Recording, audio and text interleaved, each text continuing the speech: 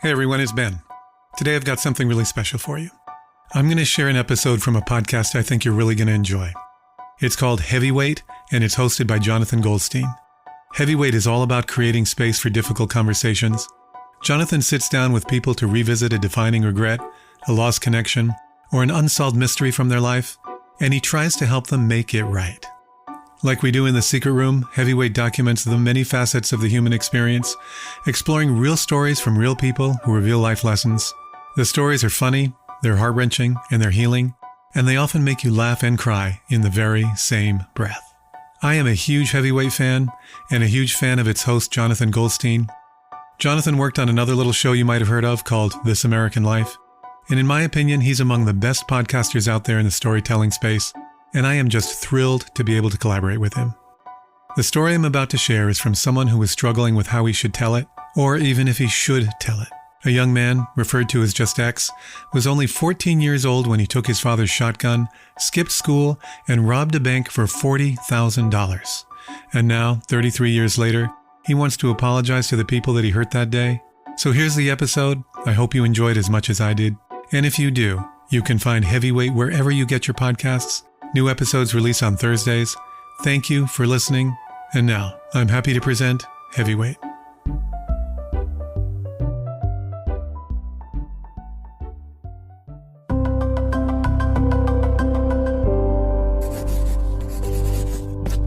Pushkin.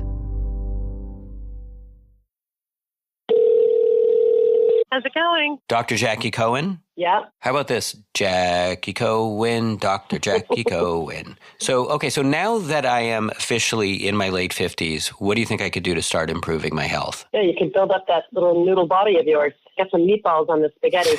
Yes. Oh, you're laughing? Is that a medical term? Why aren't you doing any weightlifting? Because I don't live near a gym. You don't have to go to the gym. Why don't you do something at home? Like where I just go around the house and I lift a couch or try to pull a toilet out or something. Yeah, that.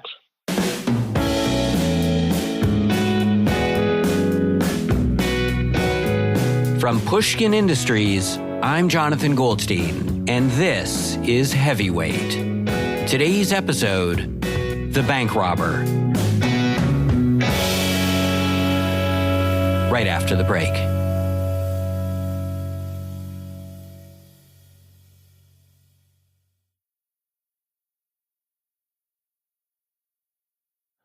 Hello. Hello, how are you? Hi, good. How are you? Doing really well, thank you. Good. Are you comfortable? I am, yes. The story you're about to hear is from someone who's still figuring out how to tell it, or even if he should tell it. It just seems very crazy, and it's kind of hard for me to talk about it. At this point, he's only shared the story with a couple of people, and he only agreed to share it with me after I promised not to use his real name, so we'll call him X. My communication with X began with an email he sent me over 3 years ago. It contained a lot of nervous preamble and throat clearing, but eventually, he came to the point. In 1992, he said, I committed an armed bank robbery. I was just 1 month past my 14th birthday.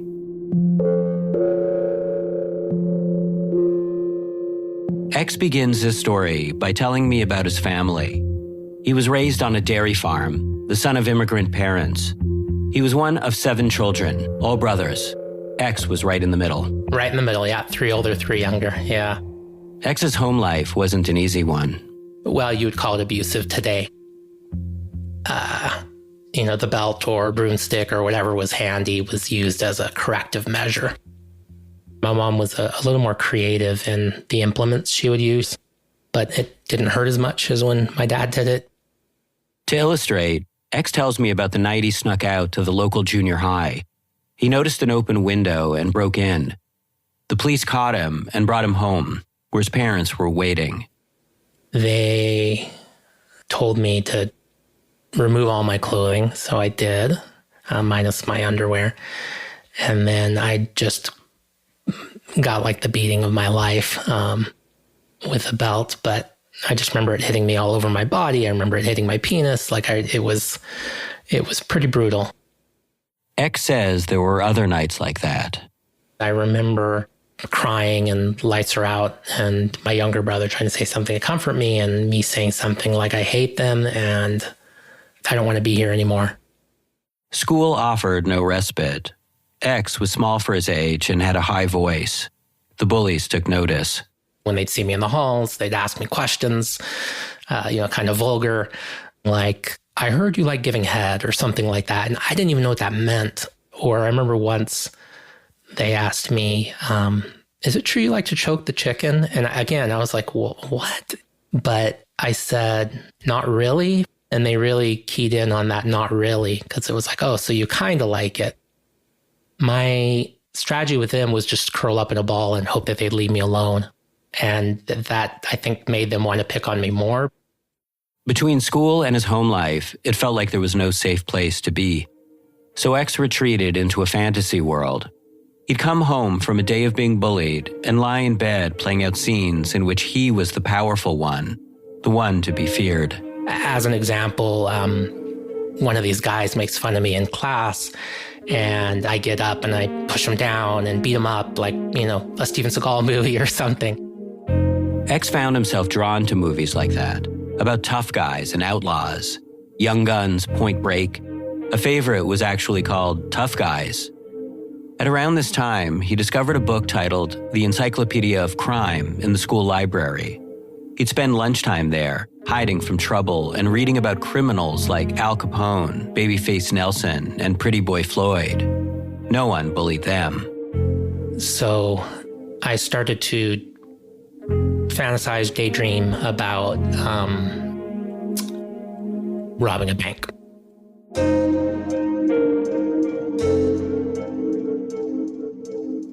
I had this image of going into a bank and getting a big bag of money, and the place that I dreamed about going to was New York.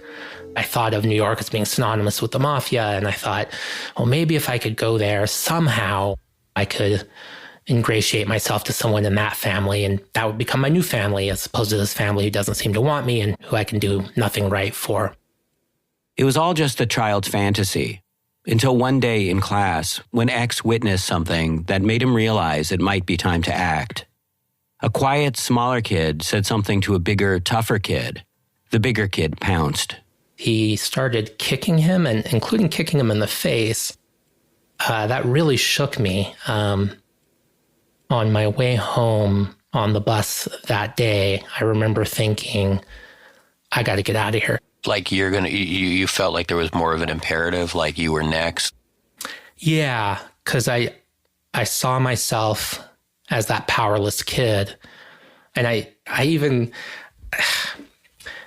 this is like years and years and years ago, and I still get so emotional about it. It's like, what a horrible way to, go through a day. And I just thought, I don't want that to be me. And so he came up with a plan. There was a bank downtown where his mom was a customer. In the movies, there was always a silent alarm, which meant he'd only have a few minutes to do what he needed to before the police arrived. He'd have to move quickly. He'd also need a hideout. There was a hotel about a block away from the bank. After the robbery, he could rent a room. Once the coast was clear, he'd call a taxi to take him to the airport. And then he was off to New York. And this is the part of the story that feels hardest for X to tell. Okay. My dad owned a shotgun, which he had used to hunt. It was in a closet. And the first thing I did when I got home was I took that gun, I took it into my bedroom, and with a hacksaw, I sawed the barrel off so it would be easy to carry. I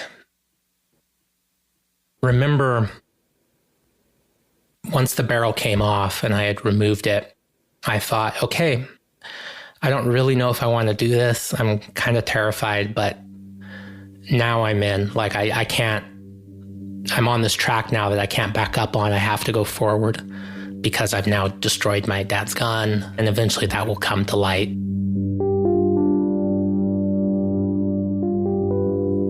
I didn't sleep very well that night.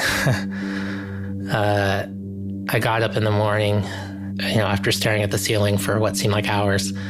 I remember going out, and My mom was putting breakfast on the table, the television was on, and they were talking about the 1992 presidential campaign and this governor, Bill Clinton. And I just remember thinking, like, this is a world I'm no longer part of. None of that means anything to me. Today I'm going into a whole different world, and I'm leaving this one behind. It was October, the beginning of 9th grade. X had just turned 14 years old.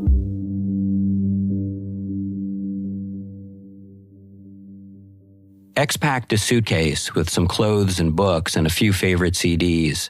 Ice-T, They Might Be Giants. He stole a pair of his mother's pantyhose to pull over his face as a disguise. He put on a trench coat and hid the sawed-off shotgun inside. As he got on the school bus, the driver asked about his outfit.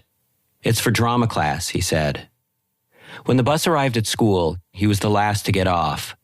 All around him, kids were streaming out of buses and parents' cars, filing into school, going about another normal day. And there was a moment of standing there, and if I turned left, I would be with the crowd of kids and heading towards the entrance of the school.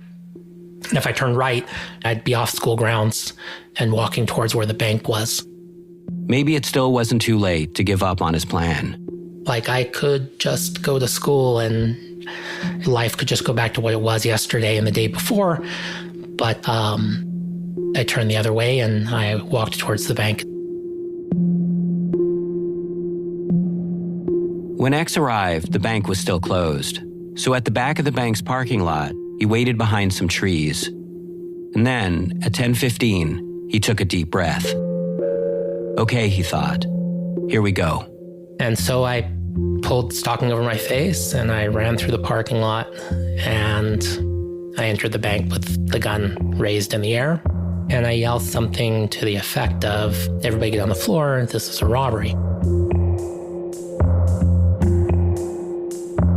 It was like a dream, or like watching someone else go through these actions, like I was a passenger and they were doing the driving.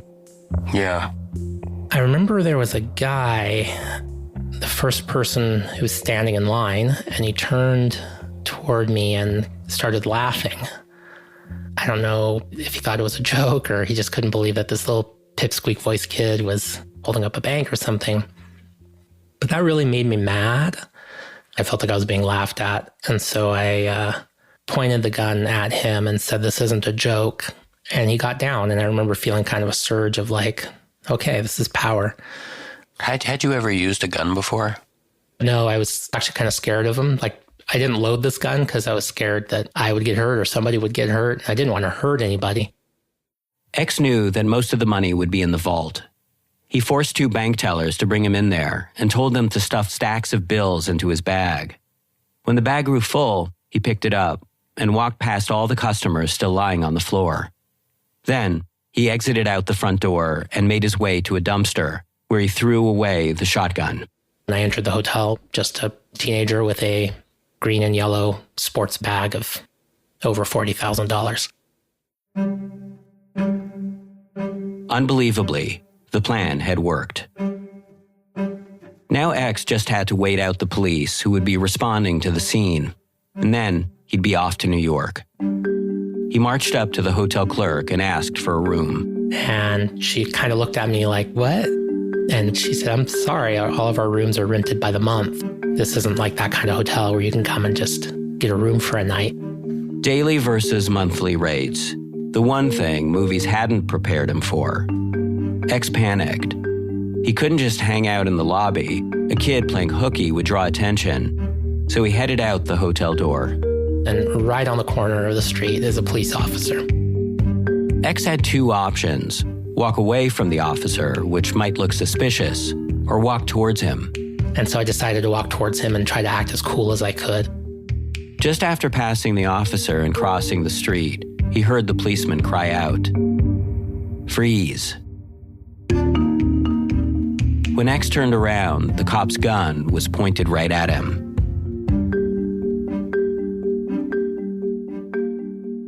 X was arrested, and from there, things moved quickly. At the police station, he confessed to the crime and a date was set in juvenile court. X spent the next few nights in jail. Because his parents couldn't afford a lawyer, one was appointed to him. After the court proceedings, he was allowed to see his parents. It was his first time seeing them since breakfast on the morning of the robbery. They were just destroyed. Like, I've never seen them cry as much and be so... Like, it was hard for me to look at. They were so upset. And, they just looked broken.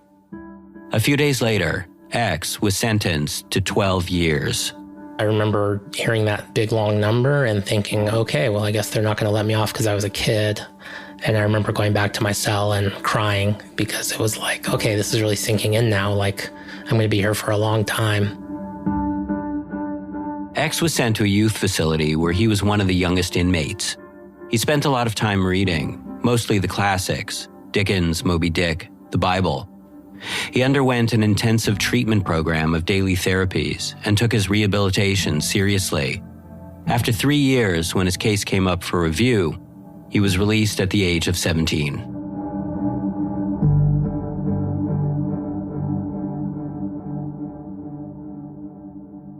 From here, X's story, and I mean this in a good way, is unremarkable.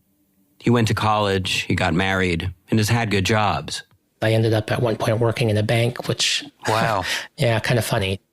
It's been over 30 years since the day of the robbery, and in many ways, X has turned his life completely around. And yet, when he thinks about that day... I really feel so ashamed and so regretful. So much so that it's almost like he's divided himself in two. There's the boy who is capable of committing that crime, and the grown man to whom that boy is a stranger. A part of the reason it's been so hard for X to tell the story is because, in a weird way, it's like he's telling someone else's story. And it's a story that all his life he's been told no one wants to hear. My parents, in particular, just wanted to pretend like it never even happened. And they were very embarrassed and kept it very secret. It wasn't a matter of just don't tell anyone. It was, if anybody asks, he went to go live with one of your older brothers. I spoke to several of X's 6 brothers to hear how the crime impacted the family. My mom, I think, was really embarrassed by this. She thought the community would judge her. For years, I didn't tell people about it, like well into my adulthood. It wasn't until maybe my sophomore year of high school that I shared it with some very close friends. Yeah. And how did that feel? It was weird. I remember being really nervous, like, oh my gosh, are they going to judge me? Yeah. You know, when you're told as a 9-year-old that this thing is really embarrassing and shameful, you almost absorb it as like your own. You take it on, you know, to feel compelled to keep up a lie, to feel shame. That's difficult for a 9-year-old. And it can remain difficult. I didn't feel comfortable breaking the vow of silence. This is another of X's brothers, now a middle-aged man. Even, now my wife, I've been married to her for over 20 years. I've never told her about it.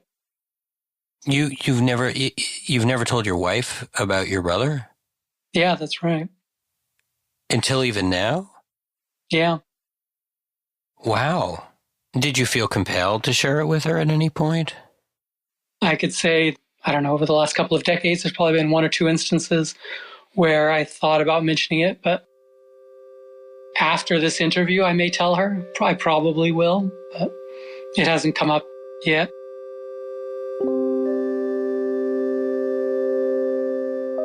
Shame can be silencing, and so for 30 years, X has kept quiet. But it hasn't prevented him from thinking about the people in the bank that day, which is why he's come to me. The people that were there, I was hoping that I might be able to at least let them know in some fashion that I'm really sorry that I destroyed their peace and left them with a lot of trauma. In all those movies X loved to watch, after the crime is committed, the camera remains on the criminal, the star.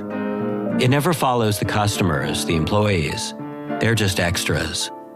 But X wants to know what became of them, how that day fits into their lives. And most of all, he wants to apologize. I try to imagine what the rest of their day was like. I'm guessing they went home early and spouses were called or children were called and They had to tell that story probably multiple times to police, to family, and relive it. And how did they sleep that night? And for the nights to come, it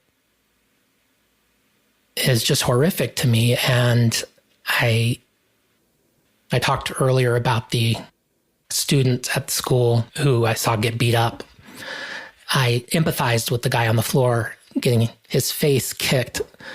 It never would have occurred to me that I would have been the bully in that scenario, that I would be the one, metaphorically anyway, doing the kicking.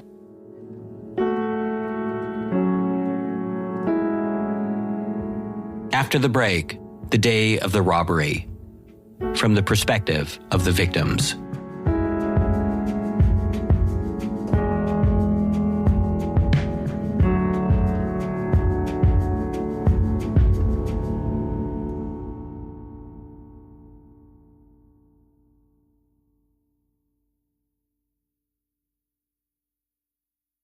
When X thinks about apologizing, there are 3 people he wants to apologize to. First, the bank tellers, the 2 women who let him into the vault that day. That vault was a very small room, and they were in very close proximity to me. So close, in fact, that at one point, while opening his gym bag, X unthinkingly leaned the shotgun against one of their thighs. They didn't know it wasn't loaded. They didn't know how unstable I was. They didn't know anything. And to feel the weight of that against their leg is just horrifying. The other person X wants to apologize to is the officer who arrested him that day. There's some stuff that's fuzzy, but I remember this very well.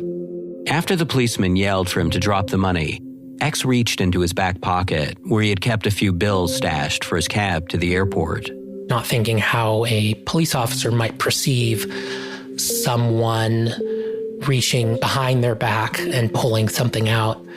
I found out later that he came very close to shooting me, and that the cop was very distraught, thinking that he almost shot a teenage kid. Teen nabbed for bank theft, reads a local newspaper the day after the robbery. The article names the arresting policeman as Officer Roy Tupin. Our search for Officer Tupin is a few years too late, though. In 2019, Tupin died in a diving accident. My name is Nick Tupin. I'm the son of the arresting officer on the day of the robbery. Nick says his dad told him stories about that day. It's my knowledge that was the closest that he'd ever gotten to shooting anyone. Yeah. It shook his world. He took some time off of work. You know, he wasn't sure that that was his career path anymore. I know that it messed with him. You know what I mean? One thing Tupin never shared with his son was what kept him from shooting X when he reached into his pocket. But Nick has a theory. 14 years old. You know, I'm 43 now. I was born in 78. So you do the math. Huh. Yeah, you would have been about the same age. I imagine he looked at that kid like he was looking at me, kind of deal.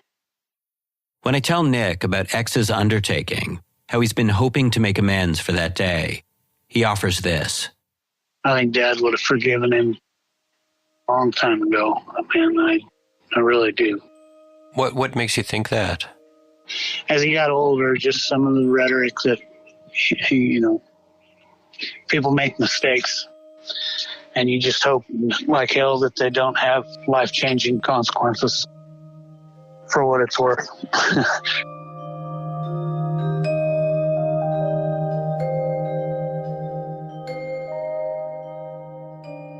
After speaking with Nick, I turn my attention to the bank tellers. They aren't identified in any of the articles, and the police reports have redacted their names. And since the courthouse records have been sealed and the bank itself no longer exists, I decide that my best bet is to post a sort of missing persons notice in the local paper. I ask if there's anyone who might remember the bank robbery from over 30 years ago, or the bank employees from that time. One person responds. She doesn't know the tellers, but she does know about the robbery.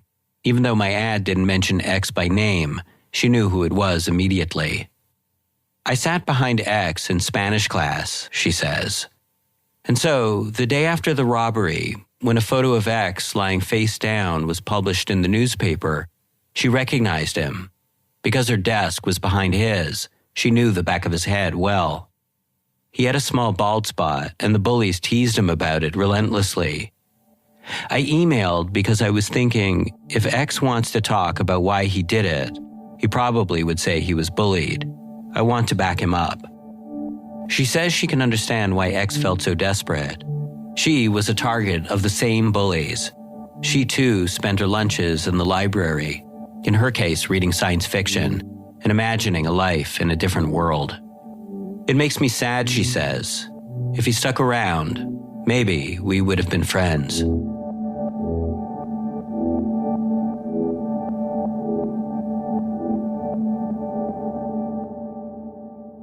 Because the missing person notice yields no leads, I start combing through old articles for names that might connect me to the tellers. Hi, I'm William, and I was a customer in the bank on the day of the robbery. Not only was William a customer, but in one of the articles I read, he's described as chasing X after he fled, in hopes of apprehending him. Anytime you're facing somebody in a combat situation, everything else around you disappears. It just went tunnel vision on this guy. Who is this son of a bitch? What inspired you? Are you a risk taker kind of person? Yeah, many years of martial art training. That's where that comes from. No fear.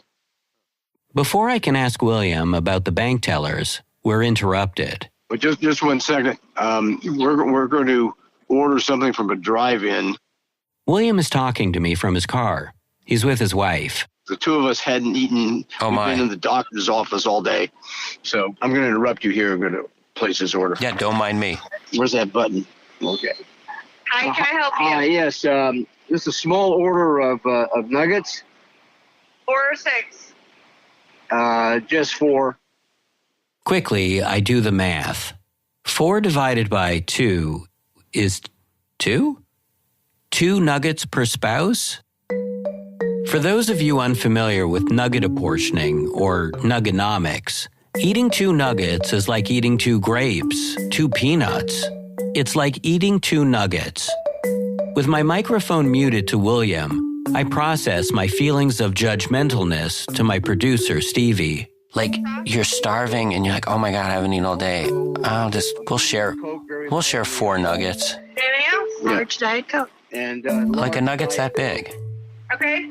Thank you. All right, so go right ahead. I proceed with the most pressing question. That's all you're getting? well, we have a nice dinner plan, so we don't want to wreck the dinner. So I'm just going to get a little appetizer. William has no fear, save the fear of ruining his appetite. With that bit of housekeeping out of the way, I ask William if he remembers the names of the tellers. He says no, but he does remember X. He yelled at everybody to get on the effing floor or I'll blow your heads off. Did he sound like a child? No. He sounded very menacing. Huh. And he did not look like a child. X had told me that he looked like a pipsqueak kid, that people laughed. But William says he doesn't remember any laughter, only screaming. I found out the next day that he was 14 years old. I couldn't believe it. Unbelievable. That takes chutzpah. Or is real desperate.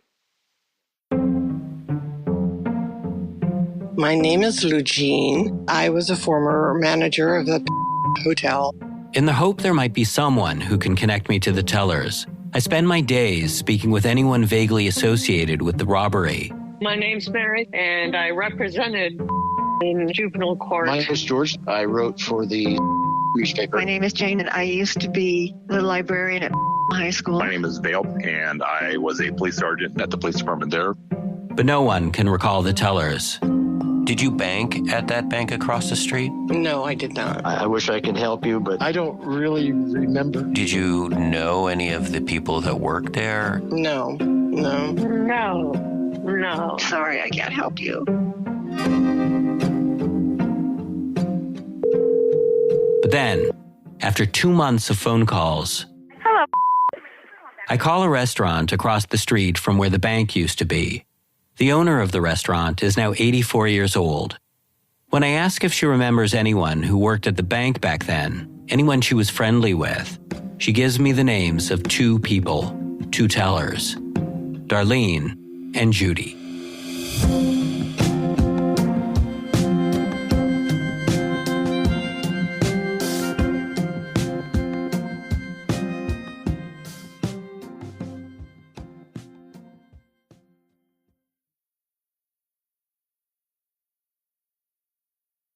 It takes me a few weeks, but eventually I find Darlene and Judy. And as it turns out, incredibly, they were the very same tellers working on the day of the robbery. After months of searching, we found them. Judy is now in her 80s and living in a retirement home. But when I speak with her daughter, she tells me her mother isn't interested in talking, that she wants to leave the past in the past. As for Darlene, at first she seems open, but then her husband grows ill, and she stops returning my calls. I can't tell if it's because her husband is sick or if she's changed her mind about revisiting that day. Hey, Jonathan, how are you? Hey, good, how are you? It's been over a year since I first spoke with X. I tell him the bank tellers don't seem to want to speak with him. X is disappointed, but says he understands. He says it, though, like he's starting to feel that maybe this whole undertaking was foolish. To them, I'm just still that same guy that did that thing. It's hard for me to blame them, I guess. I suggest to X that maybe he should try writing a letter to Darlene, since she'd seemed open to talking. This way, maybe he can at least offer her his words, and she could decide what to do with them. Darlene, X writes, I understand that words alone cannot undo the pain I caused you and the others in the bank that morning. Still, X expresses his regret, tells Darlene how he's thought of her often. He apologizes many times. After the letter is mailed off, 2 years pass during which X receives no response. And that's where I think our story ends.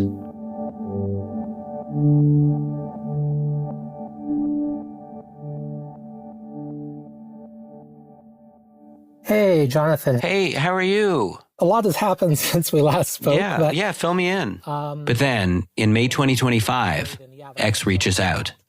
A year ago in November, I got a call from one of my brothers, and he doesn't usually call me on the phone, so I picked up, and I found out that my dad had passed away. Oh, geez, I'm sorry. Yeah, no, thank you.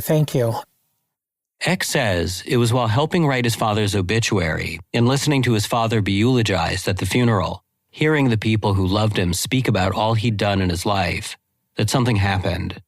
It reminded me that this person was more than an unequipped parent, or he was more than just the worst experiences I had with him. Taking a broader view of his father's life helped X to zoom out on his own. There was the day of the robbery, but then there were all the days after, too. If his father's legacy didn't have to be defined by one bad thing, perhaps his own legacy didn't have to be either.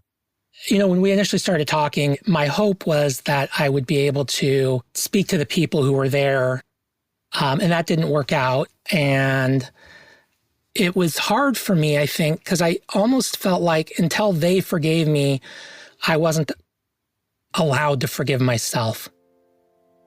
That was like a luxury that I didn't deserve or something like that. Over the past 3 years, I've sought out the tellers, the customers, and even the policeman who almost shot X, all in service to X finding forgiveness. But there was always one person's forgiveness that he discounted. I was a kid. You know, my head wasn't on straight, and I was dealing with a lot of pain, and I felt like that's what I needed to do to get out of that pain. And I think the closure I've come to realize that needs to happen here is my own. That's the little mini journey I went on, was like, I don't have to keep lying or hiding or running from this or pretending like this was a different person.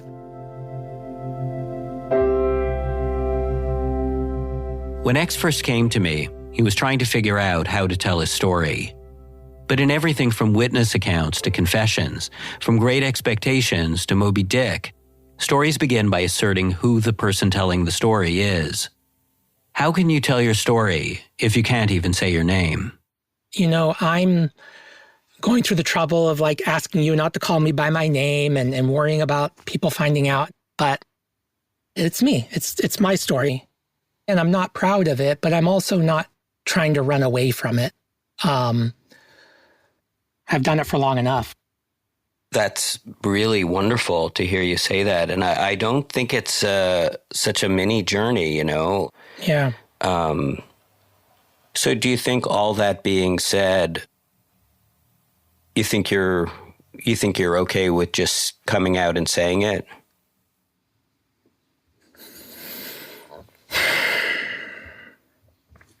My name is John Paul, and when I was 14 years old, I robbed a bank for $40,000. Yeah, how does that feel?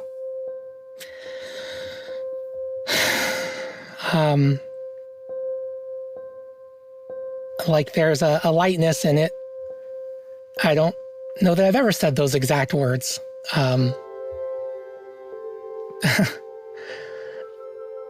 I almost hesitate to say it because it's like I said, I felt like I wasn't allowed to not wallow in shame, but I feel relieved, I guess.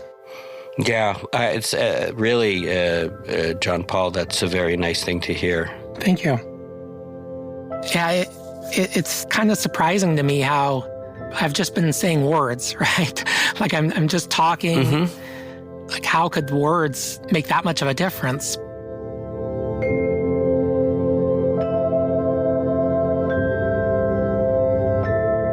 Words allow us to tell the story of who we are. And telling that story can feel like a burden, but it can also help lay that burden to rest. It feels like a new chapter in my life, or a new story, and I'm kind of allowing myself to be excited about it.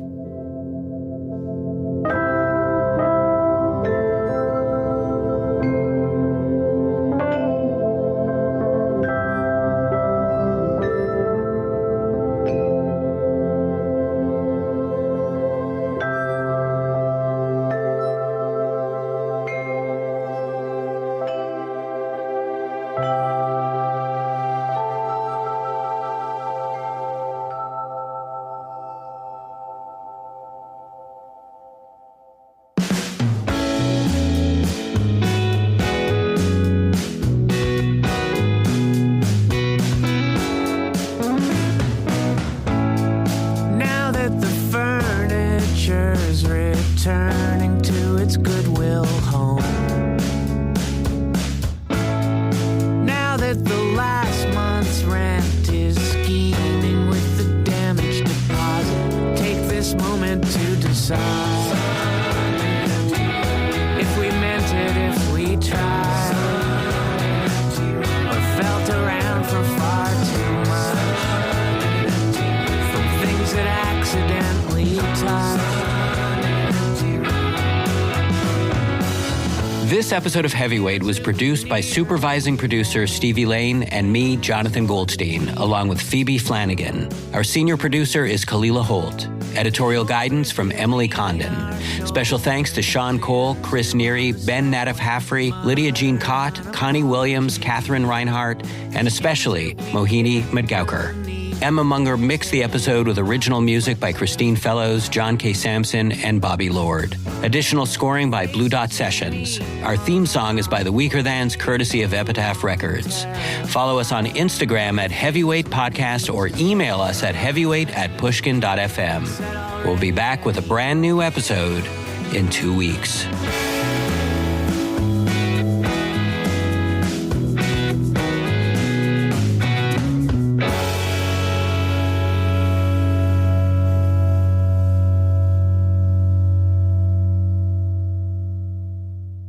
Alouette, gentille alouette. Jackie Cohen, gentil plumerie. Jackie Cohen, moi la tête. Jackie Cohen, moi la tête. That was an episode from the new season of Heavyweight.